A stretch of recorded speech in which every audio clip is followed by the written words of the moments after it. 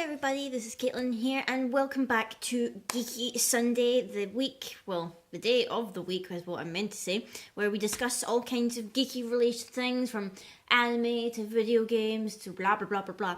And this week, it is the final week of the Summer of Steven event, and it's been a pretty hectic 4 weeks, and this was the week that absolutely killed me, like just in my heart, well, wherever my heart is, it's definitely not up there, but killed my heart in so many ways. And you know, I'm going to be discussing a lot of spoilers, like a lot of things that have happened throughout this week. So if you have not seen a single episode from this week of Steven Universe, do not watch this video.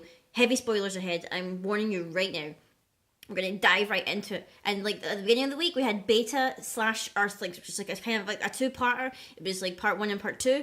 And oh my god, that you have to watch those episodes back to back. Like there's no way that you could just like leave off on one and then like wait ages and watch the other one. You have to watch them back to back to get the full effect. And just, oh my gosh, so much happened. First of all, like starting off the episode, we had like intense like Lapidot, like Lapis and Peridot. They are college roommates AU, which, you know, has been always popular on Tumblr and blah blah blah and everywhere else. People drawing a fan art of it. It's practically a thing now because they've turned the barn into like their like shared like apartment place. They've redecorated it. They're creating art together, even though they're calling it Meat Morphs, because Peridot's like, art sounds ridiculous. We call it Meat Morph, blah blah blah.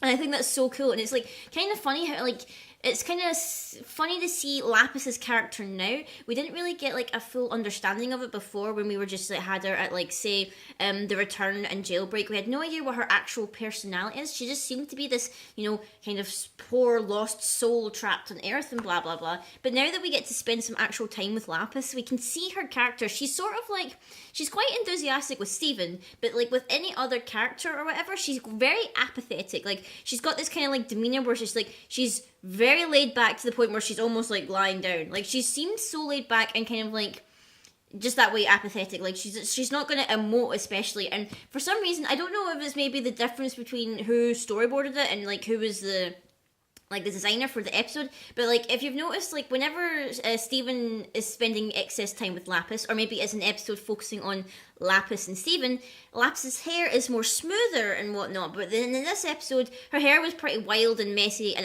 I don't know if that was just because she was hanging out with Peridot, or maybe it's just like the difference between the different artists on the episodes. But I kind of thought that was a funny detail or whatever. And you know, she's watching Camp Pining Hearts with Peridot now, she's getting into the show, she's watching Human TV, she's getting into it, so I think it was quite funny. So it was really nice to see them. But obviously the real kicker for like Beta the episode is we finally got to see where Jasper comes from, because it turns out Jasper is also from Earth, which I was actually quite surprised at. I thought maybe, I know that technically Jasper is a type of quartz similar to amethyst, but I never actually thought that she was maybe made on Earth. I maybe thought, oh, maybe she's a different like gem coming from a different planet, but no. Turns out she comes from the Beta Kindergarten, which is made from red sandstone, which, you know, called back to like a lot of like quartzes that are made from like red sandstone / in desert areas. So that was pretty cool. And it turns out she is actually the perfect quartz, even though she has like the most least viable kindergarten.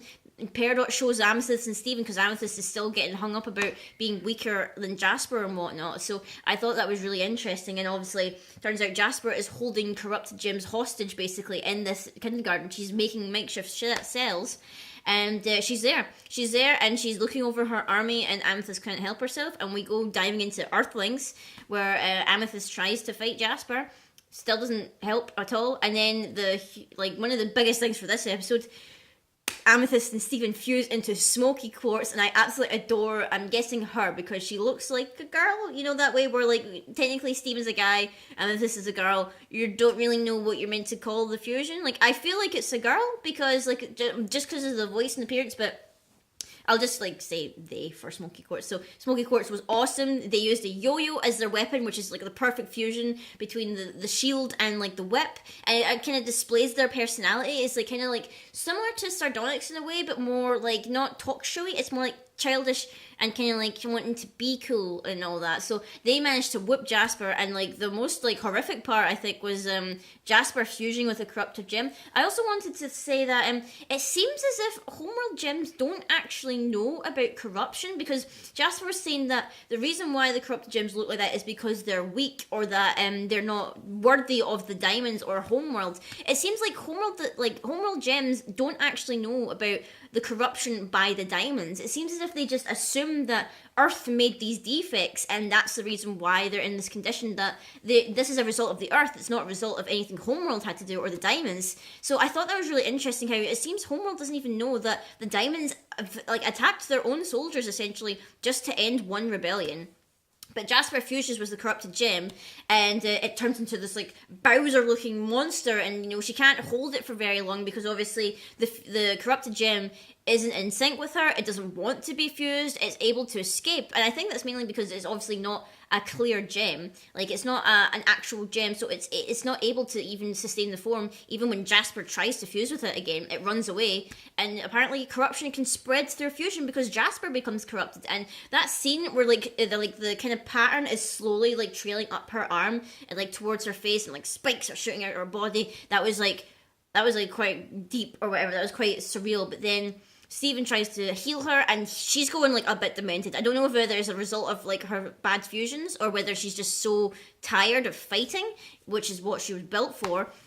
She's just seeing Rose, like, and she was babbling on, and then she's like, "Oh, I hate this planet. I hate what you did to my colony, what you did to my planet, what you did to my diamond." And then like the real kicker, this line will probably forever haunt me, is when like this like agonizing scream that comes from her when she's like, "My diamond, your diamond, Pink Diamond." And that's the first name drop that we get of Pink Diamond, because she's been alluded to several times, because in at the moon base we saw like a very faint bit of the mural, but we didn't see the whole thing.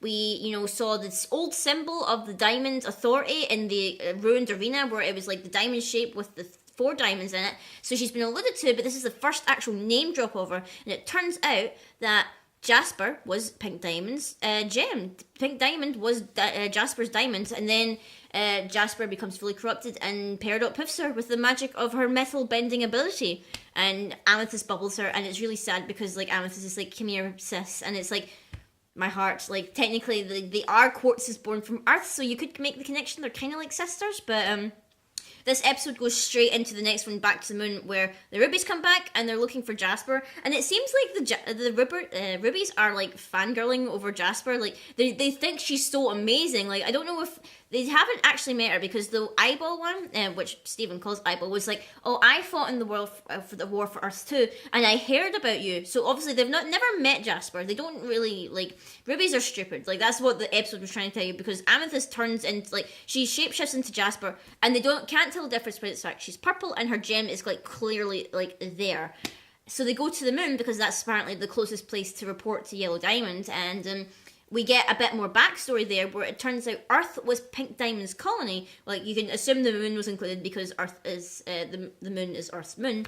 And like from the mural, that we get the full shot of the mural of Pink Diamond, and she only has one planet in her mural, which I assume is meant to be Earth. The other diamonds have like so many planets in the mural, so that leads me to the suspicion that Pink Diamond only had the one colony, which was Earth, and it was her first and only colony, because apparently Rose Quartz shattered her. And there's been a lot of argument about whether this is actually true or not, because the only witness or the actual truth, the only confirmation that we have of it is from the Ruby, the Eyeball Ruby, and she says, I remember she shattered Pink Diamond. Like, Pearl and Garnet do have a physical reaction to it, as if implying it's real. And at the same time, in the next episode, the Ruby's like, "Oh, I don't care about her shield. Her sword is what I remember." And people have been arguing, "Oh, Rose Quartz couldn't have shattered Pink Diamond with the sword," because Bismuth specifically said in the Bismuth episode, the sword that she had could shatter the body, but never the gem. But then we have to assume that perhaps,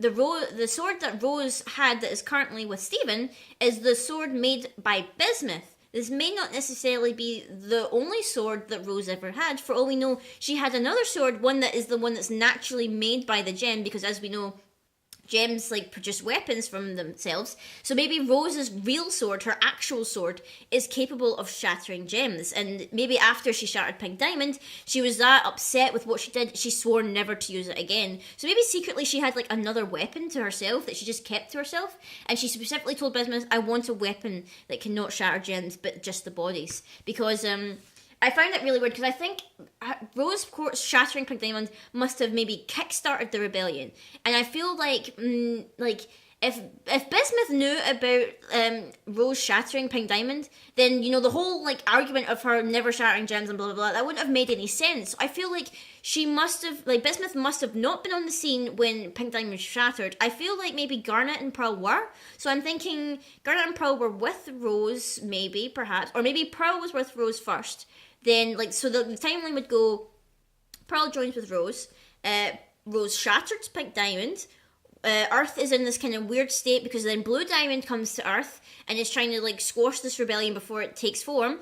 Then the whole scenario with the Ruby and Sapphire meeting, blah blah blah, they fuse, they meet together, and then maybe after that Bismuth is like is introduced them. That would seem quite logical to me. But after that, Steven gets shot off to space and he spends time in the bubble with the Eyewall Ruby, and she's like, oh, I heard about Rose's healing powers and stuff, so maybe healing powers are only available to rose quartzes, or maybe rose quartz is the only rose quartz, because we never hear any indication whether there are more than one rose quartz. We know that quartz is like what came from the Earth colony because we have amethysts and jaspers, and apparently rose came from there as well.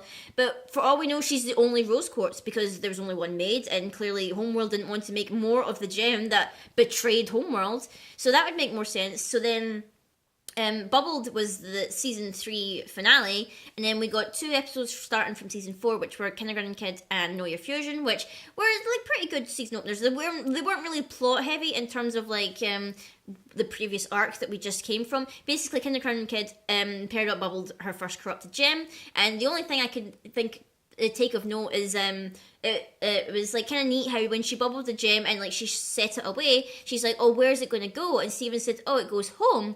And the bubble gem appeared in the barn like with Lapis, which I thought was really sweet. It's like Peridot considers that her home, which I thought was like really touching and stuff.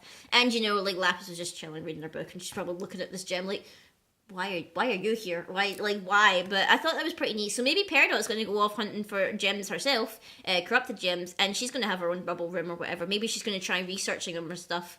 And the last episode, Know Your Fusion, was basically Steven and Amethyst introducing Smoky Quartz to Garnet and Pearl, who respond by becoming sardonics and taking on this like talk show host like kind of vibe. It was quite funny how like they were like talking about the other fusions that they can do, and how they had like different like games based on them, and they had the Sugilite game, and they were like, oh, they were obviously playing clips that Nicki Minaj had recorded from the previous episode when Sugilite last appeared, and then they're like, oh, do we still need to pay her even though we're not technically hiring her to do new lines, we're reusing her lines, and like, oh, I guess we have to, which I thought was quite a funny throwback because obviously Nicki Minaj is super famous now, and it's highly unlikely they'll ever get her back to do new lines. So I feel like whenever like Sugilite is mentioned or referred to, or even if she appears again, which I highly doubt she will, they'll probably just make fun of that even more, which I think would be quite hilarious, because I don't know if they would ever get Nicki Minaj back to do more lines. I feel like you probably wouldn't, because Sugilite is like, out of all the fusions that the crystal gems can do, she's probably the worst that they are. Like, she's the worst out of the bunch of them,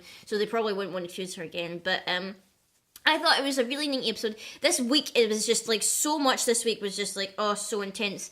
After this week, we are now going to 1 episode a week now. I don't know for how long, when we're next expecting our hiatus. I don't know whether we're going to be doing this for the rest of season 4, whether we're going to have a cut-off point, and then we're going to like have a couple of months off, and then season 4 will come back. I don't know. It's really up in the air, so I'm not sure about the airing times. But I can't remember what next week's episode is. I didn't actually look up the schedule. I just know it's coming back weekly now, so we're finished with Summer Steven. And apparently, season 5 is also confirmed, so we're confirmed for 5 seasons of Steven Universe, which is amazing because I totally adore this show. I don't know if I'll do a video on the weekly episodes. I mean, it might depend on whether I feel like they're like detrimental to talk about. I would like to come out with some theory videos and things, like to discuss like some ideas that I've got bubbling in my head about where the story's going to go, or about different characters and things like that. But I hope that you've enjoyed my little reviews of the Summer of Steven, of Steven Universe. And until next time, guys, I will see you all later.